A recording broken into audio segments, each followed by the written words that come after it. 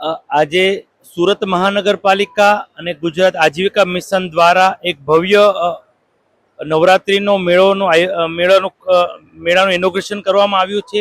આમાં સ્વસહાય જૂથની બહેનો ભાગ લેતી હોય છે. ગણપતિ વિસર્જન હોય ત્યારે વિસર્જન દિવસે જે ગણપતિ બાપાના વાઘા એકત્ર કર્યા હોય, એના ઓર્નામેન્ટ્સ એકત્ર કર્યા હોય, એ આવી બહેનો લઈ અને ઘરેથી નવરાત્રિ આવે ત્યારે તેનામાંથી વેસ્ટમાંથી બેસ્ટ બનાવે, ચણિયાચોળી બનાવે, ઓર્નામેન્ટ્સ બનાવે, અલગ અલગ વસ્તુ બનાવતી હોય છે અને આવા મેળાઓમાં સહભાગી થતી હોય છે અને પોતાને આર્થિક રીતે પણ આવા મેળાઓમાં ભાગ લઈને મજબૂત થતી હોય છે. હું આપની ચેનલના માધ્યમથી તમામ સુરતીઓને અપીલ કરું છું કે આ જોગાણનગરમાં જે મેળો છે તેમાંથી ખરીદી કરજો, તો આપણી સ્વસહાય જૂથની બહેનો, આર્થિક રીતે નબળી બહેનો આર્થિક રીતે મજબૂત થશે.